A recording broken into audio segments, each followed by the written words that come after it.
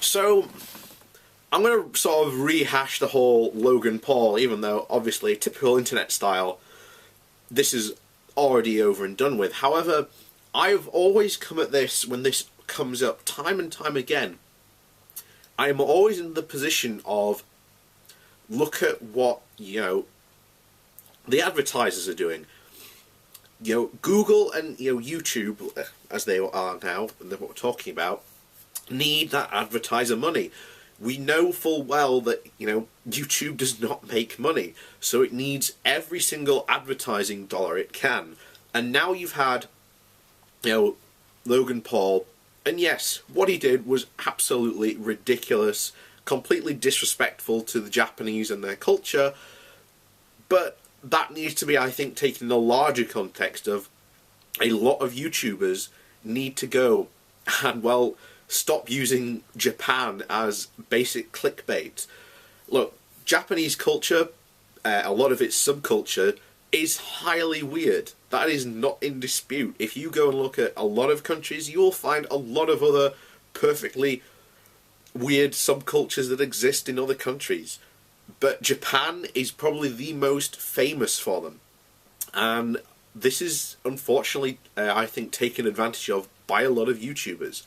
And when you get things like this, the whole Logan Paul situation, which I think YouTube actually did a good response to, they've now taken, Logan Paul off the preferential YouTube, advertising block. However, he will still make money.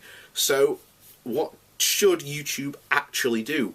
What YouTube need to do is they need to set up their own OFcom. Now, for those of you who don't know what OFcom is, OFcom in the UK is the regulatory body that basically regulate radio, television, and basically advertisements in general. They're in charge. They have a whole body of law and rules that say, this is what you can do, this is what you can't do. Now what YouTube needs to do is set up an exact body, and they need to go into precise detail. You look at the YouTube, comments, the regulations, and they're quite vague. Let's not mince bones. They're vague. And I think what they really need to do is be specific. Really, really specific.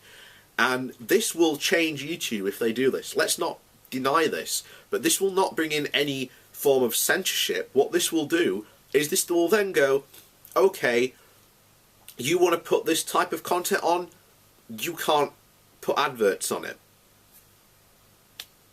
Simple as. And what should then happen is, I think YouTube should work how it gives out its money. It should work it in a...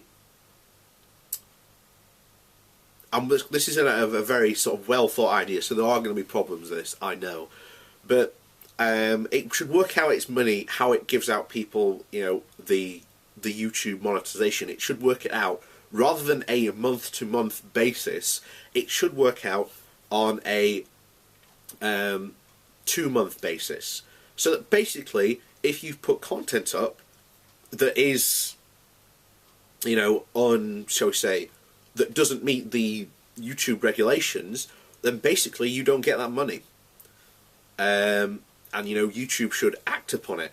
I think that YouTube really needs to get in the business of fining people. And if you don't pay that fine, then you lose your YouTube channel. Simple as that.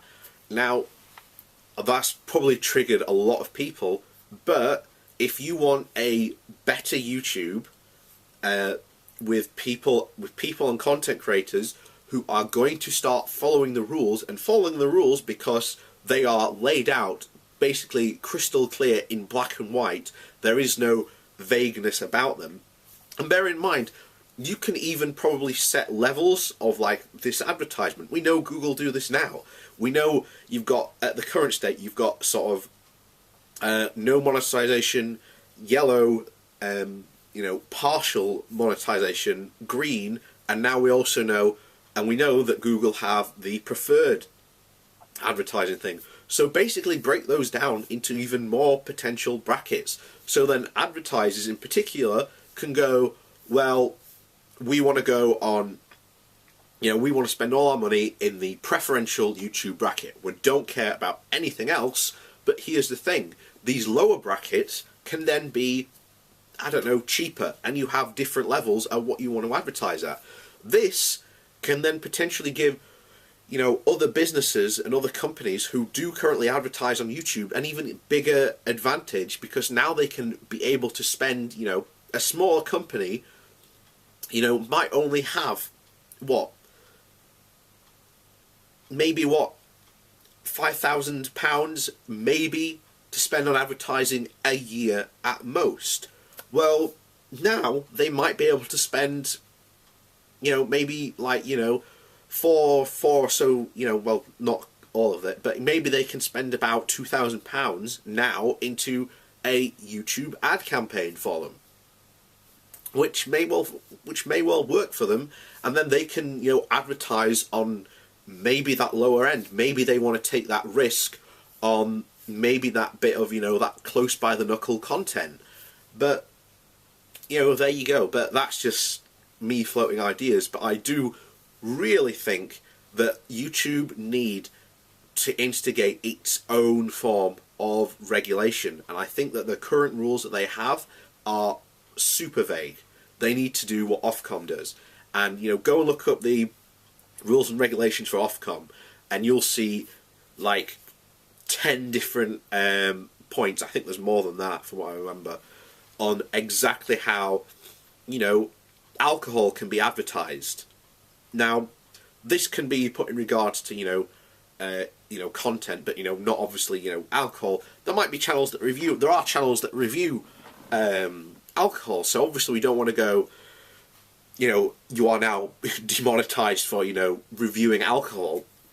But when someone like, Logan Paul does something disrespectful, or just, outright, pure stupidity, then people like that should be punished, because then it will encourage content creators to actually know, okay, so I know I can't get away with this, but what this can encourage then potentially is, okay, I'm a YouTuber, I want to do this type of content, but you will have to know, as a YouTuber, doing that type of content, you will never get, the green light for full advertising. You will always be at, a yellow. But then, as I've said, you need to break that down then.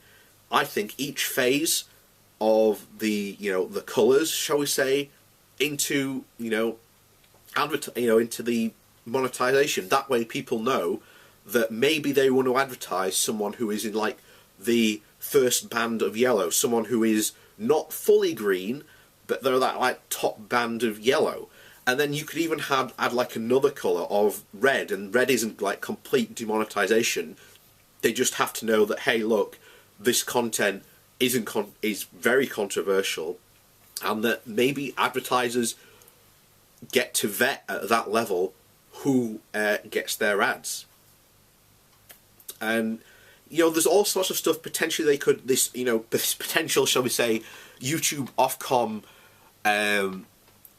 board could do to punish the bad YouTubers and then reward the good YouTubers. For example, you could say someone who has been maybe in that top tier yellow, well, now they get bumped up to like the third tier of green in their video advertisements. So it's all about, you move people up for doing good things, making good content, reward people like that. But when people like Logan Paul do videos like that, then punish them, move them down a tier, or move them out of the green tier completely into yellow, And then you get onto the other thing of, we know that Patreon exists. So, YouTube isn't the only way to get money, so don't worry people, even if you are in the yellow, you can supplement your income by, being on Patreon as well. So, there are, multiple ways, and, people these days, particularly if they're going to be, full professional YouTubers, they shouldn't really be relying on YouTube as their primary source of income. They really need to diversify when it comes, and you do see a lot of YouTubers doing that, which is good. But yeah, that's my sort of thoughts on sort of a YouTube, OFcom type regulatory body. So what do you think? Am I right? Am I wrong? Will it lead to censorship? No, it won't. But let me know what you think.